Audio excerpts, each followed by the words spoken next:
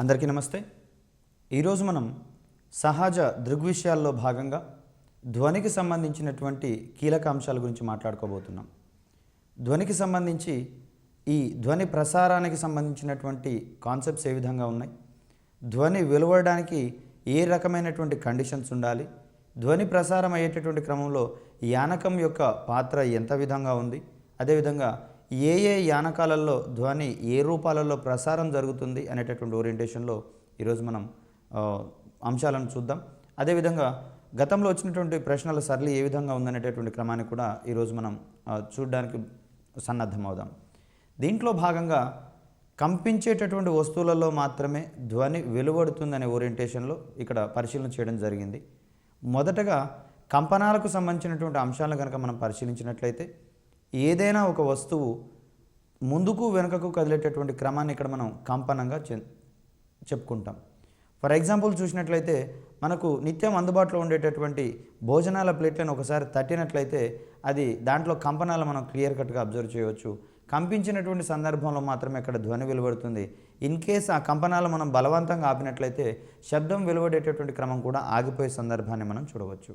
అంటే ఈ రకమైనటువంటి ఉదాహరణలతోటి మనం కంపనాలు చేసేటటువంటి వస్తువుల నుంచి మాత్రమే ఇక్కడ ధ్వని వెలువడుతుంది అనేటటువంటి అంశాన్ని ఇక్కడ మనం గమనించవచ్చు.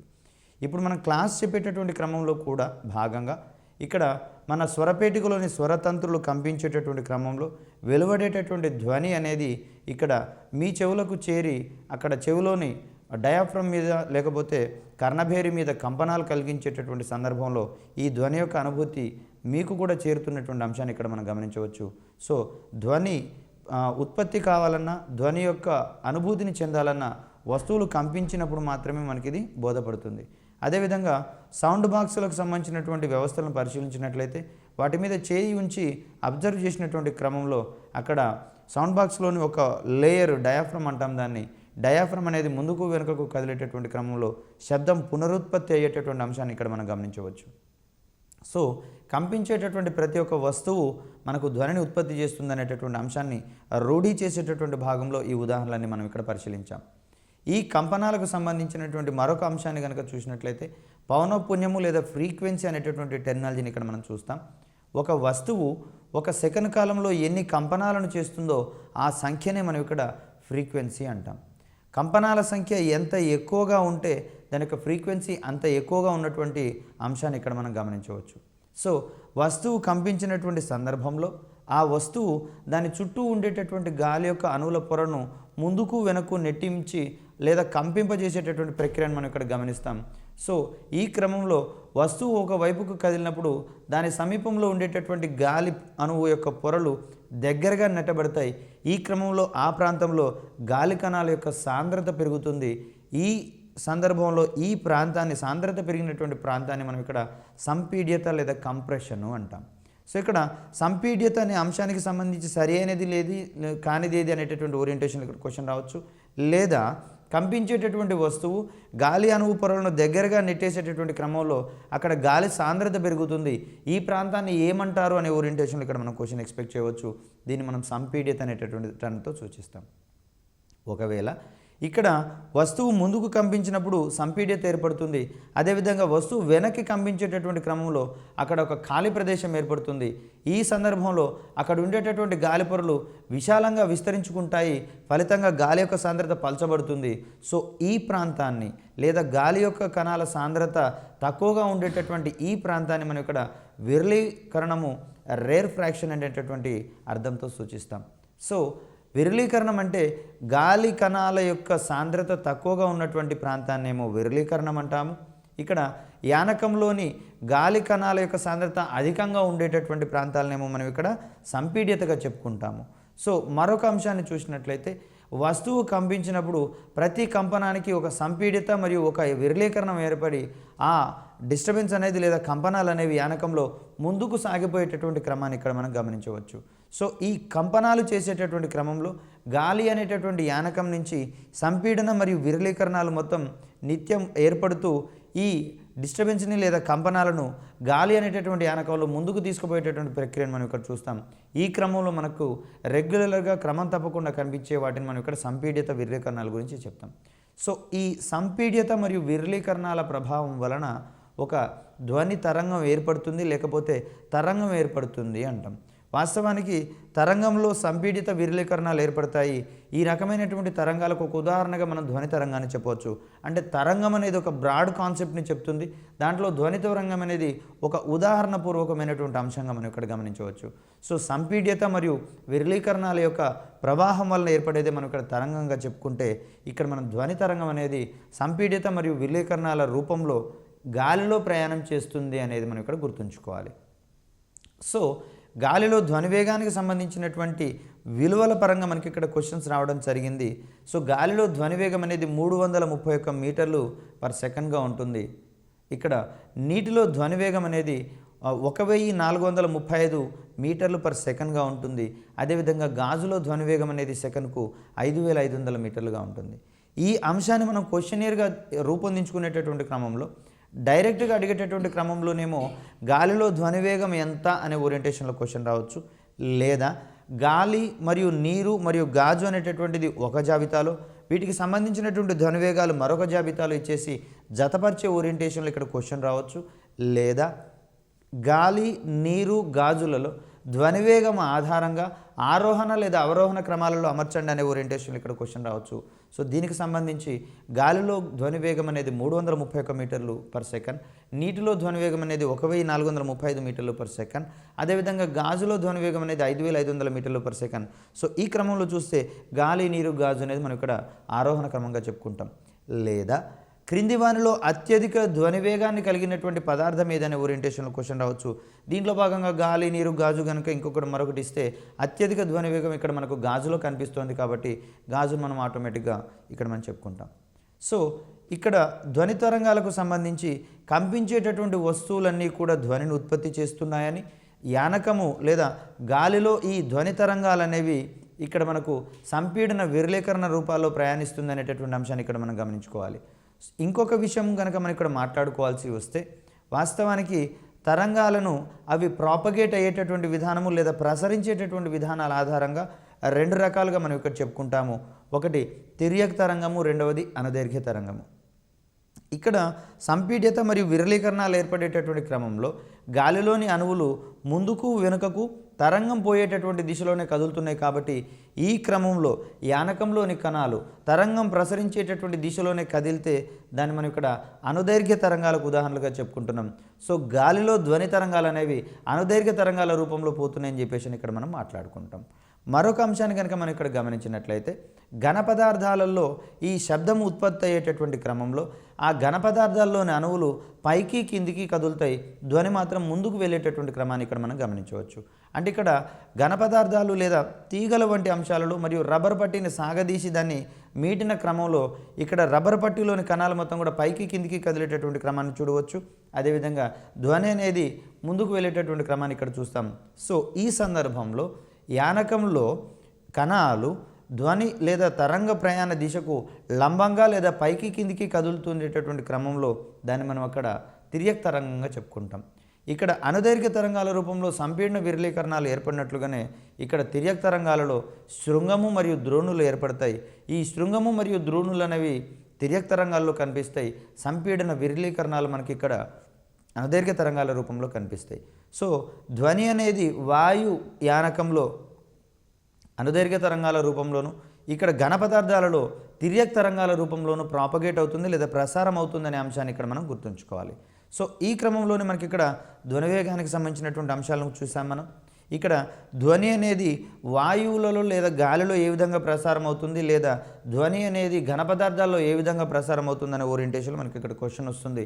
దీనికి వాయువులలో అయితేనేమో అనుదైర్ఘ్య తరంగం అని చెప్తాము, ఇక్కడ ఘన పదార్థాలలో అయితేనేమో తిర్యక్ తరంగాలు అని చెప్తాం. లేదా క్వశ్చన్ ఓరియంటేషన్ మార్చేటటువంటి క్రమంలో గాలిలో ధ్వని ప్రసరించేటటువంటి క్రమంలో క్రింది వాటిని ఏర్పరుస్తుంది అని అడుగుతాడు. సో ఇట్లాంటి సందర్భంలో సంపీడన విరళీకరణాలు ఏర్పడతాయని చెప్తాము వాయువులలో. అయితే ఘన పదార్థాలలో ధ్వని ప్రసరించేటటువంటి క్రమంలో క్రింది వారిని ఏర్పరుస్తుంది గుర్తించండి అంటాడు. సో దీనికి సంబంధించినటువంటి అంశాలు మనం శృంగము మరియు ద్రోణి ఏర్పడతాయి అనే క్రమాన్ని మనం ఇక్కడ చూస్తాం. సో ఇక్కడ ధ్వనికి సంబంధించి ఈ ఓరియంటేషన్లో క్వశ్చన్స్ వస్తే, మరొక అంశము ధ్వని అనేది ఏదైనా ప్రయాణించేటటువంటి క్రమంలో ఏదైనా అడ్డుతలం వచ్చినా లేదా ఏదైనా తలాల మీద పడినప్పుడు అది వెనక్కి వస్తుంది. సో ఈ వెనక్కి వచ్చేటటువంటి ప్రక్రియను మనం ఇక్కడ పరావర్తనం చెందించడం అంటాము. ఈ రకంగా ధ్వని ప్రయాణించేటటువంటి మార్గంలోని అడ్డుతలాలను ఎదుర్కొని వెనక్కి మరలేటటువంటి క్రమంలో భాగంగా వెనక్కి వచ్చేటటువంటి ధ్వనిని మనం ఇక్కడ ప్రతిధ్వని లేదా ఎక్కువగా చెప్పుకుంటాం. సో ధ్వని తరంగాలు ప్రసరించే మార్గంలో ఏదైనా వస్తువు అడ్డు వచ్చినప్పుడు తరంగాలు పరావర్తనం చెంది వెనక్కి వచ్చేటటువంటి దృగ్విషయాన్ని మనం ఇక్కడ ప్రతిధ్వనిగా చెప్పుకుంటాం. ఇక్కడ రెండు ధ్వనులు మన చెవిని 1/10 సెకండ్ల కన్నా ఎక్కువ కాల వ్యవధిలో చేరినప్పుడు మాత్రమే ఆ రెండు ధ్వనులను మనిషి విడివిడిగా వినగలుగుతాడు. సో దీనికి సంబంధించి ఈ విలువను లేదా ఈ అంశాన్ని మనం ధ్వని స్థిరతగా మనం చెప్పుకుంటాం. అంటే చెవిలో 1/10 సెకండ్ల కన్నా తక్కువ కాలం పాటు పడినటువంటి శబ్దాలను మన యొక్క చెవి ఐడెంటిఫై చేయజాలదు, లేదా రెండింటి మధ్య డిఫరెన్స్ని మన చెవి ఐడెంటిఫై చేయజాలదు. 1/10 సెకండ్ల కన్నా ఎక్కువ కాల వ్యవధిలో చేరినప్పుడు మాత్రమే ఆయా శబ్దాలను మన చెవి గ్రహించగలుగుతుంది. తద్వారా మనిషి ఆ శబ్దాలకు సంబంధించినటువంటి అంశాలను వినగలుగుతాడు. సో ఈ అంశంలో 1/10 సెకండ్ల ఈ విలువను మనం ధ్వని స్థిరతగా మనం ఇక్కడ చెప్తాం.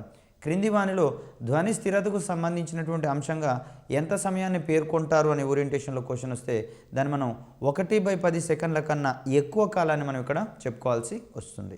అదేవిధంగా అసలు ధ్వని పరావర్తన ధ్వనిని మనం వినే క్రమంలో పరావర్తన తలం అనేది గోడ నుంచి మనకు కనీసం 11 మీటర్లు లేదా అంతకన్నా ఎక్కువ దూరంలో ఉండేటటువంటి క్రమాన్ని కూడా మనం ఇక్కడ గమనించాలి. సో సముద్రంలో ఇక్కడ సముద్రం యొక్క లోతును తెలుసుకునేటటువంటి క్రమంలో ధ్వని పరావర్తనాన్ని కూడా మనం ఇక్కడ వినియోగిస్తున్నాం. ఈ క్రమంలో ధ్వనిని సముద్రం లోపలికి సోనార్ అనేటటువంటి వ్యవస్థ ద్వారా దీన్నే మనం సౌండ్ నావిగేషన్ అండ్ రేంజింగ్ అంటాము.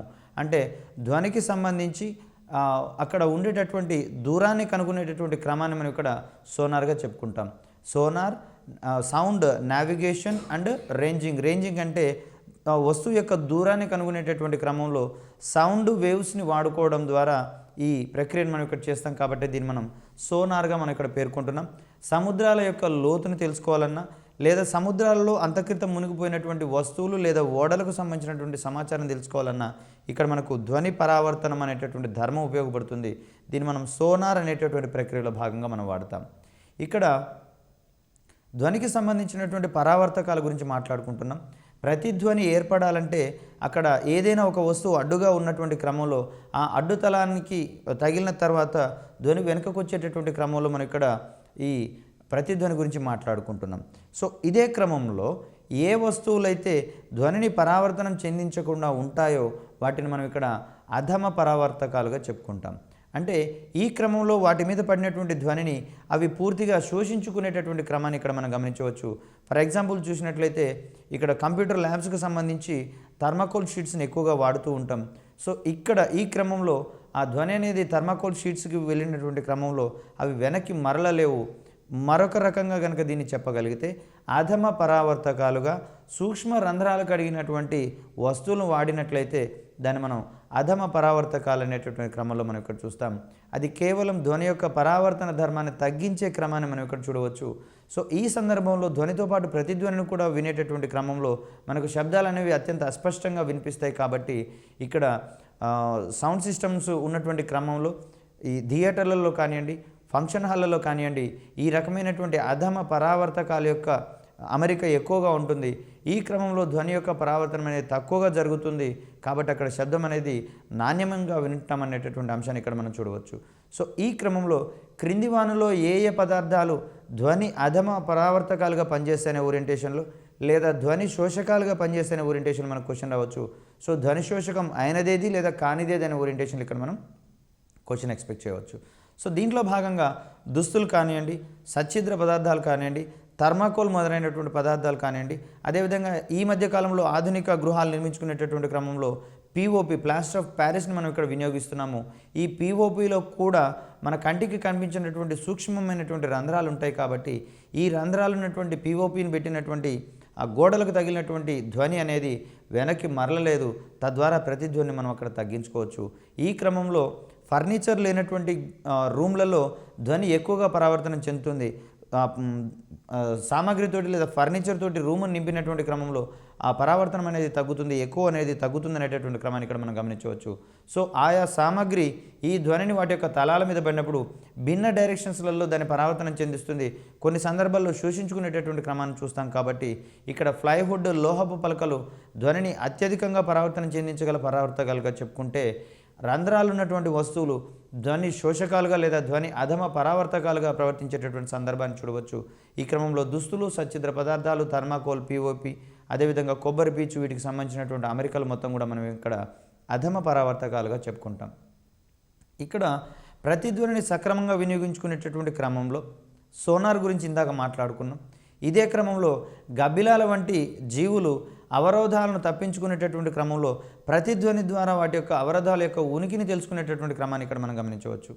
వాస్తవానికి గబ్బిలాల ద్వారా ఈ అతిధ్వనులు అనేటటువంటి శబ్దాలు వెలువడతాయి. ఈ శబ్దాలను మనిషి వినజాలడు. అయితే గబ్బిలాలు ఆ అతిధ్వనులను ప్రొడ్యూస్ చేస్తాయి, అదేవిధంగా రిసీవ్ కూడా చేసుకొని వాటిని వినగలుగుతాయి. సో ఈ విధంగా అవి ప్రొడ్యూస్ చేసినటువంటి అతిధ్వనులు ఏదైనా అడ్డుతలానికి తగిలి వెనక్కి వచ్చేటటువంటి క్రమంలో అక్కడ ప్రతిధ్వని కనుక గబ్బిలం అబ్జర్వ్ చేసినట్లయితే అక్కడ ఏదో ఒకటి అడ్డుతలం ఉందనేటటువంటి ఓరియంటేషన్లో అది తన యొక్క ప్రయాణ మార్గాన్ని, దిశను మార్చుకునేటటువంటి సందర్భాన్ని ఇక్కడ మనం చూడవచ్చు. సో ఈ క్రమంలో మనం అతిధ్వనులు మరియు ఇన్ఫ్రాసోనిక్స్ మరియు అల్ట్రాసోనిక్స్ అనేటటువంటి టెక్నాలజీతో మనం ఇక్కడ చూస్తాము. సో ఈ క్రమంలో ఏది అతిధ్వని, ఏది అతిధ్వని కాదు అనే ఓరియంటేషన్లో మనం ఇక్కడ క్వశ్చన్ ఎక్స్పెక్ట్ చేసినట్లయితే, వాస్తవానికి మానవుడు వినగలిగేటటువంటి ధ్వని యొక్క పౌనఃపున్యం అనేది కేవలం 20 హెర్ట్జ్ నుంచి 20,000 హెర్ట్జ్ మధ్యలో మాత్రమే ఉంటుంది. 20 హెర్ట్జ్ కంటే తక్కువగా ఉండేటటువంటి పౌనఃపున్యం కలిగినటువంటి శబ్దాలనేమో పరశ్రవ్యాలు లేదా ఇన్ఫ్రాసోనిక్స్గా చెప్పుకుంటాం. 20,000 హెర్ట్జ్ కంటే హెచ్చుగా ఉండేటటువంటి పౌనఃపున్యం కలిగినటువంటి శబ్దాలను లేదా ధ్వనిని మనం ఇక్కడ అతిధ్వనులుగా చెప్పుకుంటాం. అల్ట్రాసోనిక్స్ అనేటటువంటి టర్మ్తో సూచిస్తాం. సో 20 హెర్ట్జ్ మరియు 20 హెర్ట్జ్ మధ్యలో ఉండేటటువంటి ఈ పౌనఃపున్యాలను మాత్రమే మానవుని యొక్క చెవి గుర్తించగలుగుతుంది. కాబట్టి ఈ పౌనఃపున్యాల యొక్క అవధిని మనం శ్రవ్య అవధిగా పేర్కొంటాము. శ్రవ్య అవధి కంటే దిగువన ఉండే మొత్తం పరశ్రవ్యాలు కాగా, శ్రవ్య అవధి కంటే అధికంగా ఉండేటటువంటి మొత్తం కూడా అల్ట్రాసోనిక్స్ లేదా అతిధ్వనులుగా మనం ఇక్కడ చెప్పుకుంటాం. సో గబ్బిలాలు అతిధ్వనులను ప్రొడ్యూస్ చేసి అవరోధాలకు తగిలినటువంటి అతిధ్వనులు వెనకకు వచ్చినప్పుడు వాటి యొక్క ప్రతిధ్వనిని రిసీవ్ చేసుకోవడం ద్వారా తమ యొక్క మార్గంలో ఉండేటటువంటి అవరోధాలను గుర్తించి ప్రయాణ మార్గాన్ని మరియు దిశను మార్చుకునేటటువంటి క్రమాన్ని ఇక్కడ మనం చూడవచ్చు. ఇక్కడ ధ్వనికి సంబంధించినటువంటి ప్రమాణాలు కనుక మనం చూసినట్లయితే డెసిబిల్స్ అనేటటువంటి ప్రమాణాలు చెప్తాము. దీన్ని బెల్ అనేటటువంటి శాస్త్రవేత్త ఇచ్చినటువంటి నేమ్ ప్రకారము, బెల్ అనేటటువంటి శాస్త్రవేత్త పేరు మీదుగా బెల్ అనేటటువంటి ప్రమాణాన్ని తీసుకున్నాం. బెల్లో 10వ వంతుని మనం ఇక్కడ డెసిబెల్ అంటాం. ప్రధానంగా ధ్వనిని డెసిబిల్స్ అనేటటువంటి ప్రమాణంలో ఇక్కడ సూచించడం జరుగుతుంది. ఇక్కడ ధ్వని తీవ్రతకు సంబంధించినటువంటి అంశాల్లో గతంలో పలు క్వశ్చన్స్ రావడం జరిగింది. పచ్చిక బయల్లో గాలి తగిలినప్పుడు కదిలేటటువంటి పచ్చగడ్డి ఏర్పరిచేటటువంటి శబ్ద పరిమాణం ఎంత అనే ఓరియంటేషన్లో అనేక మార్లు ఇక్కడ మనకు క్వశ్చన్ రావడం జరిగింది. దీనికి సమాధానంగా మనం 0 డెసిబిల్స్ని సూచిస్తాం. సాధారణంగా మాట్లాడుకునేటటువంటి మానవుని యొక్క శబ్ద పరిమాణం ఎంత అనే ఓరియంటేషన్లో క్వశ్చన్ వస్తుంది. సో దీనికి సంబంధించినటువంటి సమాధానంగా మనం 50 నుంచి 60 డెసిబిల్స్ మధ్య ఉంటుందనేది గమనించాలి. ఒకవేళ గోడ గడియారం చేసేటటువంటి ఆ టిక్ టిక్ అనేటటువంటి శబ్దం యొక్క పరిమాణం ఎంత లేదా తీవ్రత ఎంత అనేటటువంటి ఓరియంటేషన్లో క్వశ్చన్స్ అడిగాయి. దీనికి సంబంధించి మనం 30 డెసిబిల్స్ ఉంటుందని చూపిస్తాం. టెలిఫోన్ గంట ఏర్పరిచేటటువంటి శబ్దం యొక్క పరిమాణం ఎంత అనే ఓరియంటేషన్లో క్వశ్చన్ వస్తే సమాధానంగా మనం 60 డెసిబిల్స్ని మనం తీసుకుంటాం. అయితే శబ్దం యొక్క పరిమాణం అనేది 85 డెసిబిల్స్ కనుక దాటితే మనిషి యొక్క వినికిడి శక్తి మీద దుష్ఫలితాలు చూపడం మొదలవుతుంది. సో దీనికి సంబంధించి మనం 85 డెసిబిల్స్ కంటే ఎక్కువ మనం శబ్దాన్ని వినకూడదు. ఒకవేళ శబ్ద పరిమాణం కనుక 120 డెసిబిల్స్ దాటినట్లయితే ఆ శబ్దాన్ని భరించలేక చెవిలో నొప్పి పుట్టేటటువంటి అంశాన్ని ఇక్కడ మనం గమనించవచ్చు. సో ఇంకొక అంశాన్ని ఇక్కడ చూస్తే, శబ్ద జనకం అంటే శబ్దాన్ని ఉత్పత్తి చేసేటటువంటి వస్తువుని ఇక్కడ మనం శబ్ద జనకంగా చెప్తాం. సో శబ్ద జనకం నుంచి దూరంగా వెళ్ళే కొలది శబ్దం యొక్క తీవ్రత తగ్గుతుంది. శబ్ద జనకం నుంచి దగ్గరగా వచ్చే కొలది శబ్దం యొక్క తీవ్రత పెరుగుతుంది. ఈ క్రమంలో శబ్ద జనకం ప్రొడ్యూస్ చేసేటటువంటి శబ్దం యొక్క ధ్వని తీవ్రతలో మార్పు ఉండదనేది గమనించుకోవాలి. సో వినేటటువంటి శబ్ద పౌనఃపున్యం లేదా శబ్ద తీవ్రతలో మార్పు వస్తున్నా కూడా శబ్ద జనకం నుంచి వచ్చేటటువంటి ఆ శబ్ద తీవ్రతలో మార్పు ఉండదనే అంశాన్ని ఇక్కడ మనం గమనించాలి. ఇది కేవలము శబ్ద జనకానికి మరియు పరిశీలకునికి మధ్య ఉండేటటువంటి సాపేక్ష చలనం యొక్క ఆధారంగా జరిగేటటువంటి క్రమాన్ని ఇక్కడ మనం గమనించవచ్చు. దీన్ని మనం ఇక్కడ శబ్ద జనకం నుంచి దూరంగా వెళ్ళే కొలది మరియు దగ్గరగా వచ్చేటటువంటి క్రమంలో శబ్ద తీవ్రతలో మార్పు ఉంటుందని, శబ్ద జనకం నుంచి దూరంగా వెళ్ళే కొలది ఆ స్థలం వద్ద లేదా ఆ పరిసర ప్రాంతాల్లో శబ్ద తీవ్రత తగ్గుతుందనేటటువంటి క్రమాన్ని ఇక్కడ మనం గమనించవచ్చు. దీనికి వ్యతిరేకంగా మరో రకంగా శబ్ద జనకం నుంచి దూరం తగ్గే కొలది లేదా దగ్గరగా వచ్చే కొలది ఆ సందర్భంలో శబ్ద తీవ్రత పెరుగుతుంది అనేటటువంటి అంశాన్ని ఇక్కడ గమనించవచ్చు. ఒకవేళ క్వశ్చన్ మార్చేటటువంటి క్రమంలో శబ్ద జనకం నుంచి దూరంగా వెళ్ళే కొలది శబ్ద జనకం నుంచి వెలువడేటటువంటి వాస్తవ ధ్వని తీవ్రత ఎంత లేదా వాస్తవ శబ్ద తీవ్రత ఎంత, ఈ క్రమంలో మారదు అనేది గుర్తుంచుకోవాలి. పెరుగుతుంది అనేది అటువంటిది లేదా తగ్గుతుంది అనేటటువంటి అంశంలో, శూన్యమవుతుంది అనేటటువంటి అంశంలో, అదేవిధంగా మారదు లేదా ఒకే విధంగా ఉంటుంది అనేటటువంటి అంశంలో మనకి ఇక్కడ ఆన్సర్స్ ఇచ్చినట్లయితే ఇక్కడ శబ్దజనకం నుంచి వెలువడేటటువంటి శబ్దం యొక్క తీవ్రత దూరంగా వెళ్ళే కొలది పరిశీలకుడు వినేటటువంటి శబ్ద తీవ్రతలో మార్పు ఉంటుంది, కానీ ధ్వనిజనకం వెలువరించేటటువంటి క్రమంలో మార్పు ఉండదనే అంశాన్ని ఇక్కడ మనం గమనించుకోవాలి. అదేవిధంగా మనకు వినిపించని స్థాయిలో ఉండే శబ్ద ప్రమాణము 0 డెసిబుల్స్ అనుకుంటే ఇందులో ఉండేటటువంటి ధ్వని పీడనం చదరపు సెంటీమీటర్కు 0.0002 డైన్స్ ఉంటుందనేటటువంటి అంశాన్ని ఇక్కడ మనం గమనించుకోవాలి. సో 0 పీడనం వద్ద ధ్వని పీడనం విలువ చదరపు సెంటీమీటర్కు ఎంత అనే ఓరియంటేషన్ మనం ఇక్కడ క్వశ్చన్ ఎక్స్పెక్ట్ చేయవచ్చు. అదేవిధంగా నగరాల్లో ఉండేటటువంటి ట్రాఫిక్కు 50 మీటర్ల దూరంలో ఉండేటటువంటి శబ్ద పరిమాణం మనకి ఇక్కడ 50 డెసిబుల్స్ ఉంటుందనేటటువంటి అంశాన్ని ఇక్కడ గమనించాలి. రోడ్డు పక్కన ఉండేటటువంటి 10వ అంతస్తులో ఉండే వ్యక్తికి కూడా ట్రాఫిక్ వల్ల వినబడేటటువంటి శబ్ద పరిమాణం అనేది 50 డెసిబుల్స్ ఉంటుందనేటటువంటి అంశాన్ని ఇక్కడ మనం గమనించాలి. ఇక్కడ డెసిబుల్ స్కేల్ అనేటటువంటిది లాగార్థమిక్ టేబుల్ మాదిరిగా ఉంటుంది, సంవర్గమానయుతంగా ఉంటుంది అనేటటువంటి అంశాన్ని ఇక్కడ మనం గమనించవచ్చు. ప్రధానంగా కంపించేటటువంటి ఏ వస్తువు అయినా సరే ధ్వనిని ఉత్పత్తి చేస్తాయనేటటువంటి అంశాన్ని ఇక్కడ మనం గమనించినాం. ఇక్కడ ధ్వని ప్రసారమయ్యేటటువంటి క్రమంలో దానికి ఖచ్చితంగా ఏదో ఒక యానకం అవసరమవుతుంది. ధ్వని ప్రసారానికి యానకం అవసరం లేదనే ఓరియంటేషన్లో మనకు ఒక ప్రయోగం జరిగింది. దీన్ని మనం గంటజాడి ప్రయోగంగా చెప్పుకుంటాం. ఈ క్రమంలో యానకం అవసరమయ్యేటటువంటి తరంగాలను మొత్తాన్ని కూడా మనం యాంత్రిక తరంగాలుగా చెప్పుకుంటాం. వాస్తవానికి తరంగం అనేటటువంటి అంశంలోనే ప్రాథమికంగా ఏదైనా ఒక దగ్గర ఏర్పడినటువంటి శక్తి లేదా అలజడి అనేది ఒక ప్రాంతం నుంచి మరొక ప్రాంతానికి వెలువడేటటువంటి క్రమంలో అది తరంగ రూపంలో ప్రసారం అవుతుందనేటటువంటి అంశాన్ని ఇక్కడ మనం చూస్తాం. సో ప్రధానంగా ధ్వని అనేది ఒక యాంత్రిక శక్తి స్వరూపంగా మనం ఇక్కడ చెప్పుకోవచ్చు. ఇక్కడ ధ్వని అనేది ఒక చోటు నుంచి మరొక చోటికి ప్రసరించేటటువంటి క్రమంలో ఘన, ద్రవ, వాయువుల వంటి ఏదైనా ఒక యానకం అవసరమవుతుందనే అంశాన్ని ఇక్కడ గుర్తుంచుకోవాలి. మరొక ముఖ్యమైనటువంటి అంశం, యానకం అంటే ఏమిటి, యానకానికి సంబంధించి ఏ ధర్మాలు ఉండాలి, దీనికి సంబంధించి మనం కొంత ఇక్కడ అంశాలు చర్చించుకుందాం. కణాలు కలిగినటువంటి ఏ పదార్థాన్నైనా ఏ మాధ్యమాన్నైనా మనం యానకం అంటాం. సో శూన్యంలో ఎటువంటి కణాలు ఉండవు కాబట్టి శూన్యం అనేది మనకు యానకంగా ప్రవర్తించబడదు లేదా పరిగణించబడదు. ఘన పదార్థాల్లో కానివ్వండి, ద్రవ పదార్థాల్లో కానివ్వండి, వాయువులలో కానివ్వండి కణాలు ఉంటాయి కాబట్టి వీటన్నిటిని మనం యానకంగా చెప్పుకోవచ్చు. సో ధ్వని అనేది ఒక చోటు నుంచి మరొక చోటికి ప్రసరించే క్రమంలో ఘన, ద్రవ, వాయువుల వంటి ఏదైనా యానకాలు అవసరం. ఇక్కడ కంపించే వస్తువుల వలన పరిసర యానకంలో ఏర్పడేటటువంటి అలజడిని మనం ఇక్కడ ధ్వని తరంగంగా చెప్పుకున్నాం. ప్రధానంగా గాలిలో ధ్వని తరంగాలు అనుదైర్ఘ్య తరంగాలుగా ఉంటాయి. ధ్వని తరంగాలు శూన్యంలో ప్రయాణింపజాలవు. అదేవిధంగా ఈ ఘన పదార్థాలు మరియు ద్రవ పదార్థాలలో ఈ ధ్వని అనేది ఎక్కువగా తిర్యక్ తరంగాల రూపంలో ప్రసారం అవుతుందనేది గుర్తుంచుకోవాలి.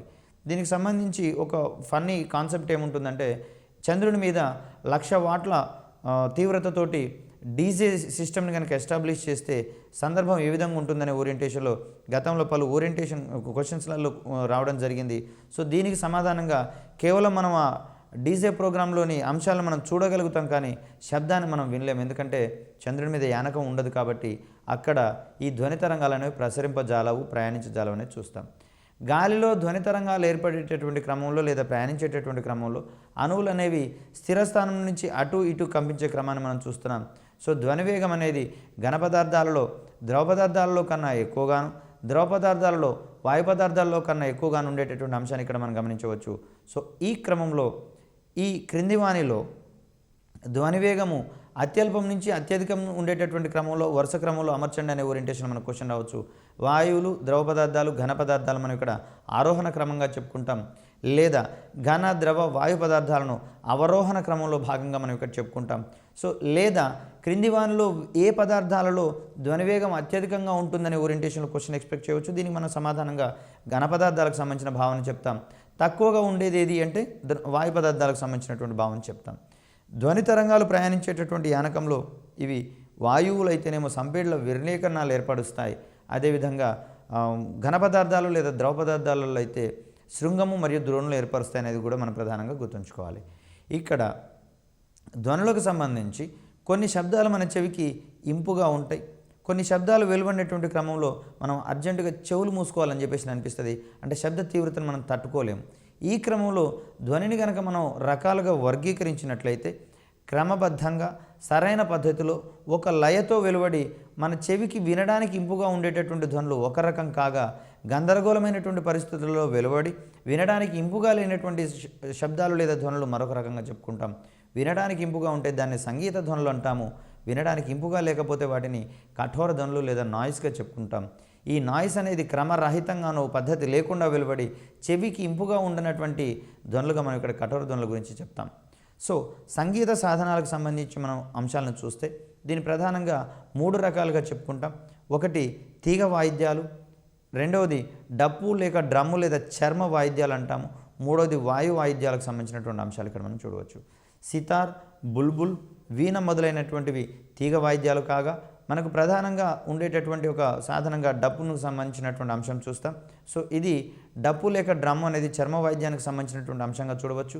అదేవిధంగా పిల్లన గ్రోవి, క్లారినెట్, హార్మోనియం మొదలైనవి వాయు వాయిద్యాలకు సంబంధించినటువంటి అంశాలుగా మనం ఇక్కడ చూస్తాం. ఇక్కడ ఈ క్రమంలో వాయు వాయిద్యాల ద్వారా సంగీతం వెలువడేటటువంటి క్రమంలో ఉత్పత్తి అయ్యేటటువంటి ధ్వని తరంగాలు ఈ రకానికి చెందినవి. ఈ ఓరియంటేషన్లో క్వశ్చన్ రావచ్చు. లేదా డప్పు లేక డ్రమ్ము వాయిద్యాలకు సంబంధించినటువంటి అంశాల్లో భాగంగా వాటిని టచ్ చేసినప్పుడు లేదా వాటిని వాయించిన క్రమంలో ధ్వని ఏ రూపంలో వెలువడుతుందనే క్రమంలో మనకి ఇక్కడ క్వశ్చన్ రావచ్చు. అయితే చర్మ వాయిద్యంలో లేదా చర్మపు పొరలో మాత్రం కణాలు పైకి కిందికి కదులుతుంటాయి కాబట్టి ఈ క్రమంలో అవి తిర్యక్ తరంగాలను ఏర్పరుస్తాయనే క్రమాన్ని ఇక్కడ మనం చూస్తాం. ఆ ఏర్పడినటువంటి తిర్యక్ తరంగాలు గాలిలో అనుదైర్ఘ్య తరంగాలను ఉత్పత్తి చేయడం ద్వారా అవి మన చెవికి వచ్చేటటువంటి క్రమంలో మళ్ళీ సంపీడ విర్ణీకరణాలుగా వచ్చేటటువంటి క్రమాన్ని ఇక్కడ మనం చూస్తాం. తీగ వాయిద్యాల్లో కూడా అంతే. ఇవి తీగ వాయిద్యాలను మీటినప్పుడు ఆ తీగ అనేది పైకి కిందికి కదులుతుంది, నిలువుగా కదులుతుంది లేదా లంబంగా కదులుతుంది. కాబట్టి తీగ వాయిద్యాల్లో ఏర్పడేటటువంటి ధ్వని తరంగాలు అనేవి తిర్యక్ తరంగాలుగా చెప్పుకుంటాం. ఈ తిర్యక్ తరంగాలు అనేవి వాయువులలో ప్రసారం చేసేటటువంటి క్రమంలో అనుదైర్ఘ్య తరంగాల రూపంలో వస్తాయనేటటువంటి అంశాన్ని ఇక్కడ మనం చూడవచ్చు. ఇక్కడ ఇంత క్రితమే మనం మాట్లాడుకున్నాం 20 హెర్ట్జ్ నుంచి 20,000 హెర్ట్జ్ మధ్యలో ఉండేటటువంటి పౌనఃపున్యంలోని అవధులను మాత్రమే లేదా ఈ శబ్దాన్ని మాత్రమే చెవి అనేది వినగలుగుతుంది, వినికిడిని జ్ఞానాన్ని కలిగిస్తుంది. కాబట్టి 20 హెర్ట్జ్ నుంచి 20,000 హెర్ట్జ్ మధ్యలో ఉండేటటువంటి ఈ ధ్వనులను లేదా పౌనఃపున్య అవధిని మనం శ్రవ్య అవధిగా చెప్పుకున్నాము. 20 హెర్ట్జ్ కంటే తక్కువగా ఉండేటటువంటి క్రమంలో దాన్ని మనం పరశ్రవ్య ధ్వనులు లేదా ఇన్ఫ్రాసోనిక్స్ అనేటటువంటి టర్మ్తో చెప్పుకున్నాం. 20,000 హెర్ట్జ్ కంటే ఎక్కువగా ఉండేటటువంటి ఆ తరంగాలను మనం ఇక్కడ అతి ధ్వనులుగా మనం ఇక్కడ చెప్పుకున్నాం. శ్రవ్య అవధి 20,000 హెర్ట్జ్ కంటే ఎక్కువగా ఉండేటటువంటి పౌనఃపున్యం ఉండేటటువంటి ధ్వని తరంగాలు మనం ఇక్కడ అతి ధ్వనులుగా పేర్కొంటున్నాం. ఇక్కడ న్యూటన్ మహాశయుడి ప్రకారము ధ్వని తరంగాలు అనేవి వాయువులలో ప్రయాణించేటప్పుడు సంపీడన విరళీకరణాలుగా ఏర్పడతాయి. దీన్నే మనం సమోష్ణాగ్రత ప్రక్రియగా పేర్కొన్నాడు. అదేవిధంగా న్యూటన్ మహాశయుడు మనకు వాయువులలో కానివ్వండి, ఇక్కడ ఘన ద్రవ పదార్థాల్లో కానివ్వండి ధ్వనివేగానికి సంబంధించినటువంటి సమీకరణాలు కనుక మనం పరిశీలించినట్లయితే న్యూటన్ సిద్ధాంతం ప్రకారం వాయువులలో ధ్వనివేగానికి సమీకరణము V √E/ρగా చెప్పుకుంటాం. ఇక్కడ E అనేది సమోష్ణక స్థూల గుణకంగా సూచిస్తుంది. అదేవిధంగా ρ అనేది వాయువుల యొక్క సాంద్రతగా మనం ఇక్కడ గమనించవచ్చు. సో వాయువులలో ధ్వనివేగానికి సంబంధించినటువంటి సూత్రంగా V √E/ρ చెప్తాము. ఈ సమీకరణాన్ని ఇచ్చినటువంటి శాస్త్రవేత్తగా మనం ఇక్కడ న్యూటన్ మహాశయాన్ని పేర్కొంటాం. మరికొన్ని సిద్ధాంతాలను పరిశీలించేటటువంటి క్రమంలో న్యూటన్ సమీకరణ సిద్ధాంతం ప్రకారం గాలిలో ధ్వనివేగం యొక్క సైద్ధాంతిక విలువ 280 మీటర్స్ పర్ సెకండ్గా ఇవ్వడం జరిగింది. అయితే పలు ప్రయోగాలు మరియు పరిశీలనల ద్వారా ధ్వని యొక్క వేగము గాలిలో ధ్వని యొక్క వేగం అనేది 331 మీటర్స్ పర్ సెకండ్గా మనం ఇక్కడ గమనించవచ్చు. అదేవిధంగా న్యూటన్ అందించినటువంటి ఈ సిద్ధాంతాన్ని లాప్లాస్ అనేటటువంటి శాస్త్రవేత్త మరికొంత మాడిఫై చేసేసి ఇది సంపీడన విరళీకరణాలు అనేవి స్థిరోష్ణక ప్రక్రియలో భాగంగా ఏర్పడతాయనేటటువంటి అంశాన్ని వివరించడం జరిగింది. సో ఇక్కడ లాప్లాస్ ప్రకారము విరళీకరణ ప్రాంతంలో ఉష్ణోగ్రత అనేది తగ్గుతుంది. లాప్లాస్ ప్రకారం సంపీడన ప్రాంతంలో ఆ కణాల యొక్క సాంద్రత దగ్గరగా ఉంటుంది కాబట్టి అక్కడ సాంద్రతతో పాటుగా ఇక్కడ ఉష్ణోగ్రత కూడా పెరుగుతుందనే క్రమాన్ని గమనించడం జరిగింది. సో స్థిరోష్ణక ప్రక్రియలో పీడనము మరియు ఘనపరిమాణానికి మధ్య ఉండేటటువంటి సంబంధాన్ని కనుక మనం పరిశీలించినట్లయితే పివి ఈజ్ ఈక్వల్ టు స్థిరాంకం అనేటటువంటి అంశంలో ఇక్కడ మనం గమనించవచ్చు. లాప్లాస్ ప్రతిపాదన ప్రకారం వాయువులలో ధ్వనివేగం అనేది సమీకరణ రూపంలో కనుక మనం ఇక్కడ చూసినట్లయితే v is equal to under root gamma P by డీగా మనం ఇక్కడ చూపిస్తాం. ఇక్కడ గామా పి అనేది స్థిరోష్ణక స్థూల గుణకంగా చెప్పుకుంటే గామా అనేది వాయువుల యొక్క విశిష్టోష్ణాల నిష్పత్తిగా మనం ఇక్కడ చెప్పుకుంటాం. రో అనేది వాయువుల సాంద్రత గురించి చెప్పుకుంటుంది అనేటటువంటి అంశాన్ని ఇక్కడ మనం గమనించాం. సో ఇక్కడ గామాకి సంబంధించినటువంటి అంశాలు పరిశీలిస్తే gamma is equal to CP by సివిగా చెప్పుకుంటాం. సిపి అనేదేమో స్థిర పీడనం వద్ద వాయువుల విశిష్టోష్ణం కాగా సివి అనేది స్థిర ఘనపరిమాణం వద్ద వాయువుల యొక్క విశిష్టోష్ణంగా చెప్పుకుంటాం. పి అనేది వాయుపీడనం మరియు రో అనేది వాయువుల యొక్క సాంద్రతగా మనం ఇక్కడ చూడవచ్చు. ఘన పదార్థాల్లో ధ్వనివేగానికి సంబంధించినటువంటి అంశాలను పరిశీలిస్తే v is equal to under root Y by రోగా చెప్పుకుంటాం. ఇక్కడ y అనేది ఘన పదార్థం యొక్క యంగు గుణకంగా చెప్పుకుంటాం. రో అనేది ఘన పదార్థం యొక్క సాంద్రతగా చెప్పుకుంటాం. వాయువులలో ఈ ధ్వనివేగం అనేది ఏ ఏ అంశాల పట్ల ప్రభావితం అవుతుందనే ఓరియంటేషన్లో మనకు గతంలో చాలా క్వశ్చన్స్ రావడం జరిగింది. వాయువులలో ధ్వనివేగం అనేది ఆ వాయువుల యొక్క పరమ ఉష్ణోగ్రత యొక్క వర్గమూలానికి అనులోమానుపాతంలో ఉంటుందనే క్రమంలో ఇక్కడ మనం గుర్తుంచుకోవాలి. సో దీన్ని మనం v is proportional to under route టీగా చెప్పుకుంటాం.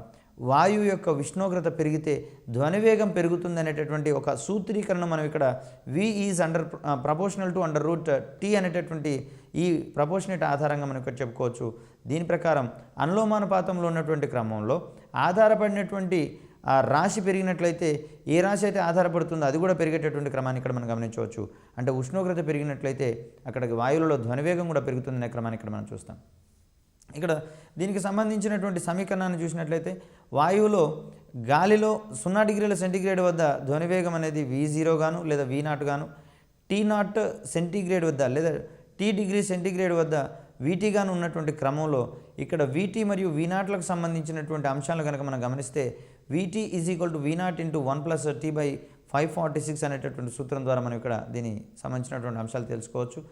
గాలిలో ధ్వనివేగాన్ని కనుగొనేటటువంటి క్రమంలో ఒక సమీకరణాన్ని మనం ఇక్కడ సూత్రీకరించుకోవడం జరిగింది. దీన్ని మనం v is equal to n lambda లేదా v is equal to new lambda అనేటటువంటి అంశం ఆధారంగా చెప్పుకోవచ్చు. ఇక్కడ న్యూ అనేది అక్కడ గాలిలో ధ్వని యొక్క తరంగం యొక్క ఫ్రీక్వెన్సీని తెలిపితే లాంబ్డా అనేది ధ్వని తరంగం యొక్క తరంగ దైర్ఘ్యాన్ని తెలుపుతుంది అనేటటువంటి అంశాన్ని ఇక్కడ మనం చూస్తాం. సో ఈ క్రమంలో శృతిదండం యొక్క పౌనఃపున్యం అనేది దాని యొక్క కంపన పరిమాణంపై ఆధారపడి ఉంటుంది అనేటటువంటి అంశాన్ని మనం ఇక్కడ పరీక్షల్లో భాగంగా గుర్తుంచుకోవాలి. అదేవిధంగా లఘులోలకం యొక్క పౌనఃపున్యం అనేది దాని యొక్క పొడవు మీద ఆధారపడి ఉంటుంది అనేటటువంటి అంశాన్ని చూస్తాం. ఒక వస్తువును కంపించి వదిలినప్పుడు దానిలో ఏర్పడేటటువంటి సహజసిద్ధమైనటువంటి కంపనాలు మనం ఇక్కడ సహజ కంపనాలు లేదా స్వేచ్ఛా కంపనాలుగా చెప్పుకుంటాం. కాలంతో పాటు తగ్గిపోయేటటువంటి క్రమంలో కంపన పరిమితులు ఉన్నటువంటి ఆవర్తన చలనాలు మనం ఇక్కడ అవరుద్ధ చలనాలు లేదా డోలనాలుగా చెప్పుకుంటాం. వస్తువు బాహ్య ఆవర్తన బల కంపనాల ప్రభావంతో చేసేటటువంటి కంపనాలను బలాత్కృత కంపనాలు అంటారు. వస్తువులో సహజ సిద్ధంగా ఏర్పడేటటువంటి క్రమంలో వచ్చేటటువంటి కంపనాలను సహజ కంపనాలు అనుకుంటే బాహ్య బల ప్రభావం వలన వచ్చేటటువంటి కంపనాలు మనం ఇక్కడ బలాత్కృత కంపనాలుగా చెప్పుకుంటాం.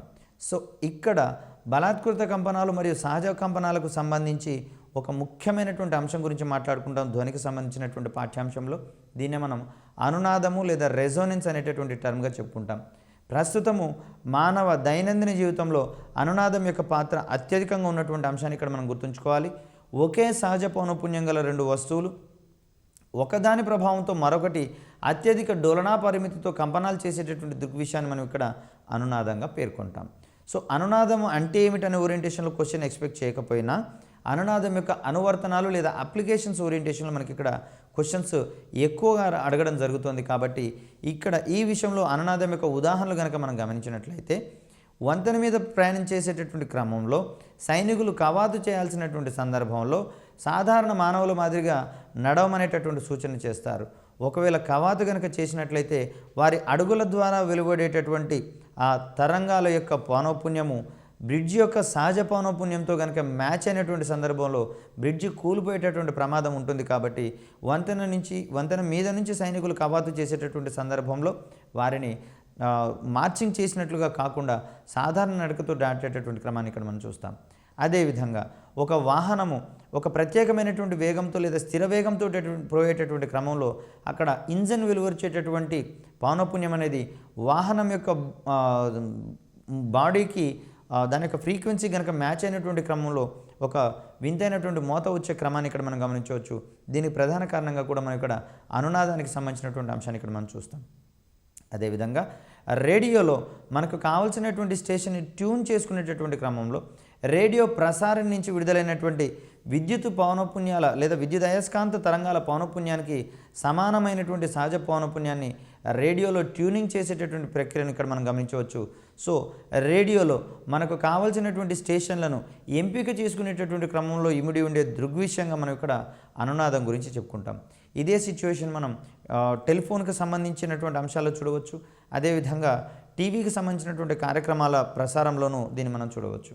అదేవిధంగా ఊయల యొక్క డోలనాలు పౌనఃపున్యం దానిని ఊపే వ్యక్తి ప్రయోగించే బల పౌనఃపున్యంతో సమానమైనప్పుడు అనునాదం ఏర్పడి ఊయల అనేది అత్యధిక డోలనా పరిమితిలో ఊగేటటువంటి క్రమాన్ని కూడా మనం ఇక్కడ గమనించవచ్చు. ఇక్కడ అనునాదానికి సంబంధించి ఊయల యొక్క డోలనాలు పౌనఃపున్యం దానిని ఊపే వ్యక్తి ప్రయోగించేటటువంటి బల పౌనఃపున్యంతో సమానమైనటువంటి క్రమంలో ఏర్పడేటటువంటి అనునాద ప్రక్రియ వల్ల ఊయల అత్యధిక డోలనా పరిమితిలో ఊగే క్రమాన్ని కూడా మనం ఇక్కడ గమనిస్తున్నాం. సో దీనికి మూల కారణం ఏమిటనే ఓరియంటేషన్లో మనం ఇక్కడ అనునాదానికి సంబంధించినటువంటి అంశాలను చెప్తాం.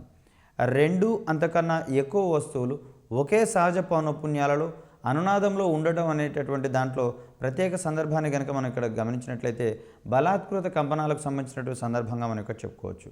అనునాదం చెందేటటువంటి గాలి స్తంభాలలో ఏర్పడేటటువంటి తరంగాలు ఏ రకానికి చెందినవనే ఓరియంటేషన్ మనకి ఇక్కడ రావచ్చు. ఒకటి క్వశ్చన్ ఎక్స్పెక్ట్ చేయవచ్చు. దీన్ని మనం స్థిర తరంగాలుగా చెప్తాం. అంటే అనునాదం చెందేటటువంటి గాలి స్తంభాలలో ఏర్పడే తరంగాలను మనం ఇక్కడ స్థిర తరంగాలు అని చెప్పేసి అంటాం. ఇక్కడ అనునాదం చెందేటటువంటి గాలి స్తంభాలలో మొదటిసారి అనునాదం ఏర్పడేటటువంటి ఆ ప్రాంతాన్ని L1 = λ/4 అంటే తరంగ దైర్ఘ్యంలో 4వ వంతుకి సమానమయ్యేటటువంటి అంశంలో ఇక్కడ చూస్తాం. రెండవసారి అనునాదం ఏర్పడేటటువంటి క్రమంలో L2 = 3L1 లేదా 3λ/4 అనేటటువంటి విలువని ఇక్కడ మనం గమనిస్తాం. సో ఇక్కడ గాలిలో ధ్వనివేగం అనేది V = n లేదా μ అనేటటువంటి అంశాన్ని చూస్తాం. ఈ క్రమంలో మనం ఇక్కడ దీన్ని చూస్తే 2V × L2 - L1 అనేటటువంటి అంశంలో ఇక్కడ మనం దీన్ని గమనించవచ్చు. సో ధ్వనికి సంబంధించి ప్రధానంగా మనకు ధ్వని యొక్క రకాలకు సంబంధించినటువంటి అంశాలను అదేవిధంగా ధ్వని వివిధ యానకాల్లో ప్రసారం అయ్యేటటువంటి క్రమంలో దాంట్లో ఏర్పడేటటువంటి అంశాలు మూల భావనలకు సంబంధించినటువంటి అంశాల్లోనూ మనకి ఇక్కడ ఎక్కువగా వచ్చే అవకాశాలు ఉన్నాయి. ధ్వని ప్రసారం అయ్యేటటువంటి క్రమంలో ఇది వాయువులలో అయితేనేమో అనుదైర్ఘ్య తరంగాల రూపంలో ప్రయాణిస్తుందని లేదా ధ్వని ప్రయాణించేటటువంటి క్రమంలో వాయువులలో సంపీడన విరళీకరణలు కంప్రెషన్స్ మరియు రేర్ ఫ్రాక్షన్స్ని ఏర్పరుస్తుందనేటటువంటి క్రమాన్ని ఇక్కడ మనం గమనించవచ్చు. ఒకవేళ ధ్వని అనేది ద్రవ మరియు వాయు పదార్థాలలో కనుక ప్రయాణించేటటువంటి క్రమంలో ఇక్కడ శృంగము మరియు ద్రోణులను ఏర్పరుస్తుందని లేదా అక్కడ ఘన మరియు ద్రవ పదార్థాలలో ధ్వని అనేది తిర్యక్ తరంగాల రూపంలో ప్రయాణిస్తుందనేటటువంటి అంశాన్ని ఇక్కడ మనం గుర్తుంచుకోవాలి. సో దీనికి సంబంధించినటువంటి అంశాలు మొత్తం మనం ఇక్కడ క్షుణ్ణంగానే నేర్చుకునేటటువంటి ప్రయత్నం చేశాము. తర్వాత గాలిలో మరియు నీటిలో మరియు గాజులో ధ్వనివేగానికి సంబంధించినటువంటి విలువల పరంగా కూడా క్వశ్చన్స్ వచ్చేటటువంటి ప్రయారిటీ ఉన్న అంశంగా ఇక్కడ మనం గమనించవచ్చు. సో వీటిని ఆరోహణ అవరోహణ క్రమాలుగా అమర్చే క్రమాన్ని మనం ఇక్కడ గమనించవచ్చు. లేదా ఆయా అంశాలనిచ్చి దేనిలో అత్యధికంగా ధ్వనివేగం ఉంటుంది లేదా దేనిలో కనిష్టంగా ధ్వనివేగం ఉంటుందనే ఓరియంటేషన్లో కూడా మనం ఇక్కడ క్వశ్చన్ ఏర్పాటు చేయవచ్చు. ఒకవేళ ప్రతిధ్వనికి సంబంధించినటువంటి అంశాలు కనుక మనం ప్రస్తావించాల్సి వస్తే ఈ ప్రతిధ్వని ఏర్పడిన తర్వాత ఎంతకాలం పాటు చెవిని చేరి ఉన్నట్లయితే దాని యొక్క శబ్దం యొక్క తీవ్రతను కానివ్వండి భేదాలను కానివ్వండి తెలుసుకోగలుగుతాడనే ఓరియంటేషన్లో మనం ఇక్కడ క్వశ్చన్ ఎక్స్పెక్ట్ చేయవచ్చు. సో దీనికి సంబంధించినటువంటి ధ్వని స్థిరత విలువ ఎంత అనే ఓరియంటేషన్లో మనం క్వశ్చన్ ఎక్స్పెక్ట్ చేయవచ్చు. దీన్ని మనం 1/10 సెకండ్స్గా మనం ఇక్కడ చూస్తాం. సో అసలు ధ్వని మరియు పరావర్తన ధ్వనికి స్పష్టమైనటువంటి వినికిడి ఉండాలంటే అక్కడ పరావర్తన తలం ధ్వని జనకం నుంచి ఎంత కనీస దూరంలో ఉండాలనే ఓరియంటేషన్లో కూడా ఇక్కడ మనకు గతంలో చాలాసార్లు క్వశ్చన్స్ అడగడం జరిగింది. దీన్ని 11 మీటర్స్ అంతకంటే ఎక్కువ దూరంలో ఉండే క్రమాన్ని ఇక్కడ మనం గమనించవచ్చు. సో సముద్రంలో యొక్క లోతును తెలుసుకోవాలన్నా, సముద్రంలో మునిగి ఉన్నటువంటి వస్తువుల యొక్క ఉనికిని తెలుసుకోవాలన్నా మనకు వినియోగపడేటటువంటి ఒక సాంకేతిక పరిజ్ఞానంగా మనం ఇక్కడ సోనార్ని చెప్పుకుంటాం. సౌండ్ నావిగేషన్ అండ్ రేంజింగ్ అంటే లోతును కనుగొనే క్రమంలో మరియు మునిగిపోయినటువంటి వస్తువులను ఐడెంటిఫై చేసేటటువంటి క్రమంలో ధ్వని మాధ్యమాన్ని వినియోగించుకొని ఈ ప్రక్రియ చేపడతాం. దీన్నే మనం సోనార్గా చెప్పుకుంటాం. అదేవిధంగా ధ్వనికి సంబంధించి అత్యుత్తమైనటువంటి అధమ పరావర్తకాలు లేదా ధ్వనిని బాగా పరావర్తనం చెందించగల పరావర్తకాలకు సంబంధించినటువంటి అంశాలు కూడా మనకి ఇక్కడ ఉన్నాయి. సో దీనికి సంబంధించి మనకు రంధ్రాలు ఉన్నటువంటి సూక్ష్మమైనటువంటి రంధ్రాలు ఉన్నటువంటి పదార్థం ఏదైనా సరే అధమ పరావర్తకంగా ఉపయోగపడుతుందనే అంశాన్ని ఇక్కడ మనం గమనించుకోవాలి. అదేవిధంగా గబ్బిలాలు తమ ప్రయాణ మార్గంలోని అవరోధాలను గమనించేటటువంటి క్రమంలో వాటికి ఈ ప్రతిధ్వని లేదా అతిధ్వనుల ద్వారా వచ్చేటటువంటి శబ్దాలను పరావర్తన తలానికి తగిలి ఆ ప్రతిధ్వనిని అవి రిసీవ్ చేసుకొని అవరోధాలను ఐడెంటిఫై చేసి వాటి యొక్క గమనాన్ని మార్చుకునేటటువంటి స్థితిని చూడవచ్చు. ఇక్కడ గతంలో అనేక మార్లు వచ్చినటువంటి ప్రశ్నలు మనకి ఇక్కడ ధ్వని తీవ్రతకు సంబంధించినటువంటి అంశాల్లో భాగంగా వచ్చినాయి. ధ్వని తీవ్రతకు ప్రమాణాలు ఏంటివి అనే ఓరియంటేషన్లో వచ్చింది. అదేవిధంగా బెల్లో 10వ వంతుని ఏమంటారనే ఓరియంటేషన్లో మన క్వశ్చన్స్ రావడం జరిగింది. పచ్చిక బయలు గాలి తాకిడికి కదిలేటటువంటి పచ్చగడ్డి యొక్క శబ్ద పరిమాణము లేదా తీవ్రత ఎంత అనే ఓరియంటేషన్లో కూడా మనకు క్వశ్చన్ రావడం జరిగింది. దీన్ని 0 డెసిబుల్స్గా మనం ఇక్కడ చెప్పుకున్నాం. అదేవిధంగా సాధారణంగా మాట్లాడుకునేటటువంటి శబ్ద పరిమాణాన్ని 50 నుంచి 60 డెసిబుల్స్ అని, గోడ గడియారం టిక్ టిక్ శబ్దం 30 డెసిబుల్స్ అని, టెలిఫోన్ గంట ఏర్పరిచేటటువంటి శబ్ద పరిమాణం 60 డెసిబుల్స్గా మనం చూసుకున్నాం. ఇక్కడ ఎంత తీవ్రత దాటితే శబ్ద పరిమాణం యొక్క తీవ్రత ఎంత దాటితే మానవుని యొక్క చెవి మీద లేదా వినికిడి మీద దుష్ఫలితాలు చూపడం మొదలైతే అనే ఓరియంటేషన్లో క్వశ్చన్ ఎక్స్పెక్ట్ చేయవచ్చు. దీనికి సమాధానంగా మనం 85 డెసిబుల్స్ అని చెప్పుకుంటాం. 120 డెసిబుల్స్ దాటిందంటే శబ్దాన్ని భరించలేక చెవిలో నొప్పి వచ్చేటటువంటి క్రమాన్ని ఇక్కడ మనం గమనించవచ్చు. అదేవిధంగా డాప్లర్ ఎఫెక్ట్కి సంబంధించినటువంటి అంశాల్లో భాగంగా శబ్ద జనకంకి మరియు పరిశీలకునికి మధ్య గనక సాపేక్ష చలనం ఉన్నటువంటి పరిస్థితులలో అక్కడ పరిశీలకుడు వినేటటువంటి శబ్ద పౌనఃపున్యంలో లేదా తీవ్రతలో తేడా ఉంటుంది, కానీ జనకం ప్రొడ్యూస్ చేసే తీవ్రతలో తేడా ఉండదనే విషయాన్ని ఇక్కడ మనకు డాప్లర్ ఎఫెక్ట్ ఇవ్వడం జరిగింది. సో శబ్ద జనకం నుండి దూరం వెళ్ళే కొలది ఆ స్థలం లేదా ఆ పరిశీలకుడికి మరియు ధ్వని జనకాలకు మధ్య ఉండేటటువంటి శబ్ద తీవ్రత తగ్గే అంశాన్ని మనం ఇక్కడ డాప్లర్ ఎఫెక్ట్గా చెప్పుకుంటాం. అయితే ఈ క్రమంలో కొంత వేరియేషన్ ఉండేటటువంటి అంశాలు చూసినట్లయితే కారులో ప్రయాణించేటటువంటి డ్రైవర్ లేదా కారుని నడిపేటటువంటి డ్రైవరు హారన్ కొట్టేటటువంటి క్రమంలో డ్రైవర్ వినేటటువంటి శబ్ద పౌనఃపున్యంలో ఎటువంటి మార్పు ఉండదు. ఆ రకమైనటువంటి పరిశీలన కూడా మనం ఇక్కడ చేయాల్సిన అవసరం ఉంది. అదేవిధంగా ఈ 0 డెసిబుల్స్ దగ్గర ధ్వని యొక్క పీడనం, గాలిలో ధ్వని యొక్క పీడనం ఎంత ఉంటుందనే ఓరియంటేషన్లో క్వశ్చన్ రావడం జరిగింది. చదరపు సెంటీమీటర్కు 0.0002 డైన్స్ అనేటటువంటిది ఇక్కడ మనకు సమాధానంగా చూస్తాం. ఇక్కడ ఇదే కాకుండా ధ్వని అనేది ఒక యాంత్రిక శక్తి స్వరూపంగా మనం చెప్పుకుంటున్నాం. యాంత్రిక శక్తి స్వరూపం అంటే ప్రధానంగా ధ్వని ప్రసారం కావాలంటే ఏదైనా ఒక యానకం ఉండి తీరవలసిందే. ఇక్కడ యానకం ఉన్నటువంటి ఈ పరిస్థితులలో ఇక్కడ దీన్ని యాంత్రిక శక్తిగా మనం యాంత్రిక తరంగంగా లేకపోతే యాంత్రిక ధర్మంగా మనం ఇక్కడ చెప్పుకుంటున్నాం. యానకం అవసరమైనప్పుడు మాత్రమే వీటిని యాంత్రిక తరంగాలుగా చెప్పుకుంటాం. ఇది ధ్వని అనేది ఒక శక్తి స్వరూపం. ధ్వని వెలువడిన దగ్గర నుంచి అది మరొక ప్రాంతానికి ప్రయాణం చేస్తుంది నిరంతరం అనే అంశాన్ని ఇక్కడ మనం గమనించవచ్చు. ఈ క్రమంలో దానికి ఘన ద్రవ వాయు యానకాలు ఇక్కడ ఉపయోగపడతాయి. ఘన ద్రవ వాయు యానకాలు ఉపయోగపడేటటువంటి క్రమంలో ధ్వని వేగం అనేది వాయువులలో లేదా గాలిలో అత్యల్పంగా ఉంటుంది, ఘన పదార్థాల్లో అత్యధికంగా ఉంటుంది, ద్రవ పదార్థాల్లో రెండింటికి మధ్యస్థంగా ఉండే అంశాన్ని ఇక్కడ మనం గమనించవచ్చు. సో ఈ ఓరియంటేషన్లో మనకు దేంట్లో ఎక్కువ దేంట్లో తక్కువ లేకపోతే ఆర్డర్లో అమర్చండి అనే క్రమంలో మనకి ఇక్కడ క్వశ్చన్ ఎక్స్పెక్ట్ చేయవచ్చు. అదేవిధంగా కంపించినటువంటి వస్తువు పరిసరాల్లో జరిగేటటువంటి యానకంలో జరిగేటటువంటి అలజడిని మనం ఇక్కడ ధ్వని తరంగంగా అనుకుంటున్నాం. ఇది గాలిలో అయితేనేమో అనుదీర్ఘ తరంగాల రూపంలో పోతాయి, ఘన మరియు ద్రవ పదార్థాలలో అయితేనేమో తిర్యక్ తరంగాల రూపంలో పోతున్నాయనేటటువంటి అంశాలు ఇక్కడ మనం వివరించడం జరిగింది. దీనికి సంబంధించినటువంటి స్పష్టమైనటువంటి తేడాల ఆధారంగా ఇక్కడ మనకు పర్సనల్ యొక్క సరళి ఉండబోతోంది. తర్వాత గాలిలో ప్రయాణించేటటువంటి క్రమంలో ధ్వని వేగం అనేది లేదా ధ్వని తరంగాలు అనేవి వేటిని కలగజేస్తున్న క్రమంలో మనం ఇక్కడ క్వశ్చన్ ఎక్స్పెక్ట్ చేసినాం. సంపీడన విర్లేకరణలుగా మనం మాట్లాడుకుంటాం. అదేవిధంగా సంగీత ధ్వనులకు సంబంధించి కఠోర ధ్వనులకు సంబంధించినటువంటి ఆ వేరియేషన్స్ మనం ఇక్కడ మాట్లాడుకున్నాం. సంగీత సాధనాల యొక్క రకాలుగా తీగ వాయిద్యాలు, డప్పు లేక డ్రమ్ము వాయిద్యాలు మరియు వాయు వాయిద్యాలకు సంబంధించినవి చూసినాం. అదేవిధంగా శ్రవ్య అవధి యొక్క విలువ ఎంత ఓరియంటేషన్లో ప్రశ్న ఎక్స్పెక్ట్ చేయవచ్చు. పరశ్రవ్యాలు అనగానేమనే ఓరియంటేషన్లో క్వశ్చన్ రావచ్చు. అదేవిధంగా అతిధ్వనులకు సంబంధించినటువంటి వాటి యొక్క పౌనఃపున్యాల ఆధారంగా అతిధ్వనుల యొక్క పౌనఃపున్యం ఎంత ఉండవచ్చు అనేటటువంటి ఓరియంటేషన్ మనకి ఇక్కడ క్వశ్చన్ ఎక్స్పెక్ట్ చేయవచ్చు. తర్వాత గాలిలో ధ్వనివేగానికి సంబంధించినటువంటి సూత్రాలను ఆపాదించినటువంటి శాస్త్రవేత్తలకు సందర్భంగా ఇక్కడ మనకు క్వశ్చన్స్ రావడం జరిగింది. దీంట్లో భాగంగా న్యూటన్ మరియు లాప్లాస్ అనేటటువంటి ఇద్దరు శాస్త్రవేత్తలు మనకి ఇక్కడ వారి యొక్క సమీకరణాలను అందించడం జరిగింది. న్యూటన్ మహాశయుడి ప్రకారం ఇది ఒక సమోష్ణోగ్రత ప్రక్రియగా ఇక్కడ మనం చెప్పుకుంటే, లాప్లాస్ ప్రకారము ధ్వని తరంగాలు వాయువులో ప్రయాణించేటటువంటి క్రమంలో స్థిరోష్ణక ప్రక్రియగా ఇక్కడ పేర్కొనడం జరిగింది.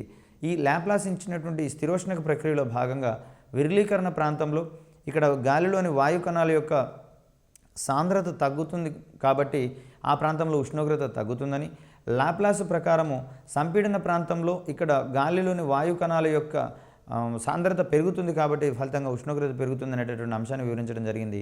సో లాప్లాస్ ప్రకారం గాలిలో ధ్వని ప్రయాణించేటటువంటి క్రమంలో సంపీడన విరణీకరణాలు స్థిరోష్ణక ప్రక్రియ రూపంలో ఏర్పడతాయి అనేటటువంటి అంశాన్ని ఇక్కడ మనం గమనించవచ్చు.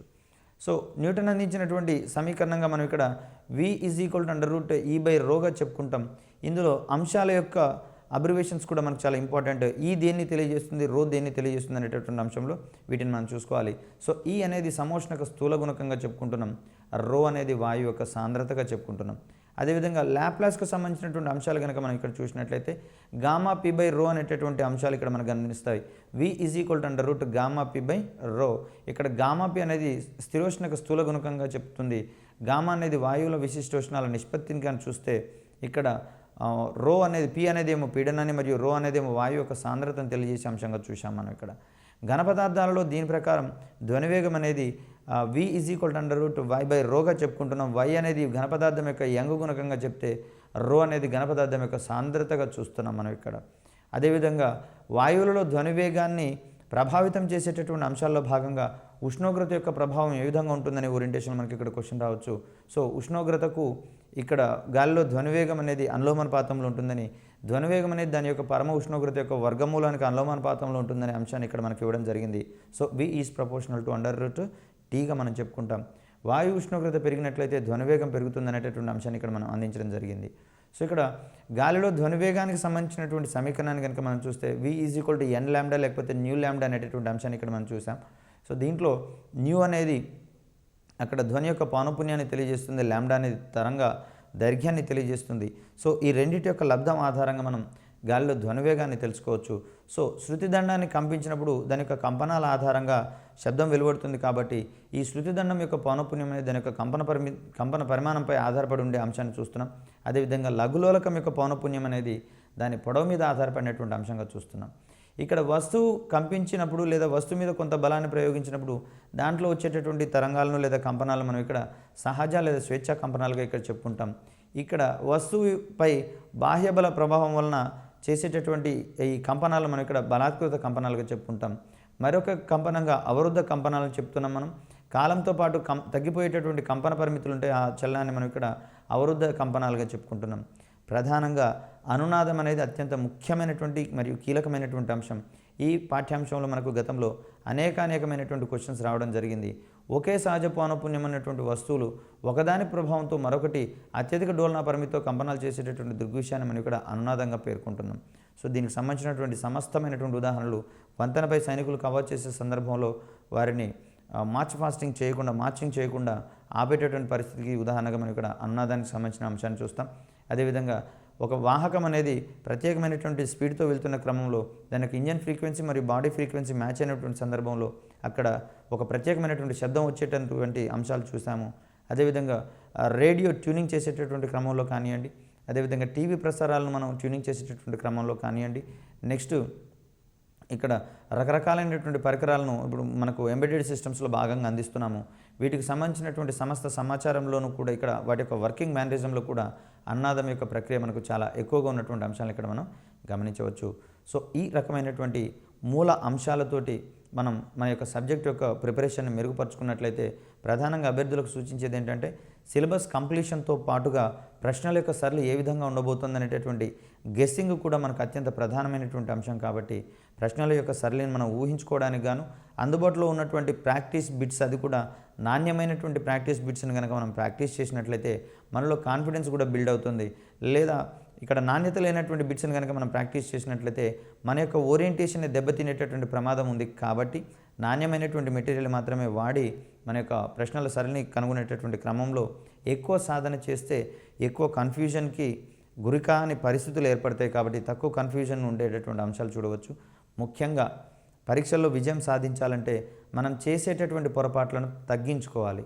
ఎన్ని ఎక్కువ పొరపాట్లు చేస్తే విజయం అంత దూరం అవుతుంది, ఎన్ని తక్కువ పొరపాట్లు చేస్తే విజయం అంత దగ్గర అవుతుంది. కాబట్టి సాధ్యమైనంత మేరకు పొరపాట్లు లేకుండానే చేసుకోవాలి. ఒకవేళ కన్ఫ్యూజ్డ్ మేనర్లో కనుక ఉండేటట్లయితే పొరపాట్లను తగ్గించుకునేటటువంటి క్రమాలు మనం ఇక్కడ పరిశీలించాలి. తప్పిస్తే ఇక్కడ పొరపాట్ల వల్ల ఇక్కడ జీవితం అనేది ఇక్కడ మరి కొన్ని సంవత్సరాల పాటు మన యొక్క విజయం అనేది పొడిగించబడుతుంది. కాబట్టి ఈ క్రమాన్ని ఇక్కడ మనం గమనించాలి.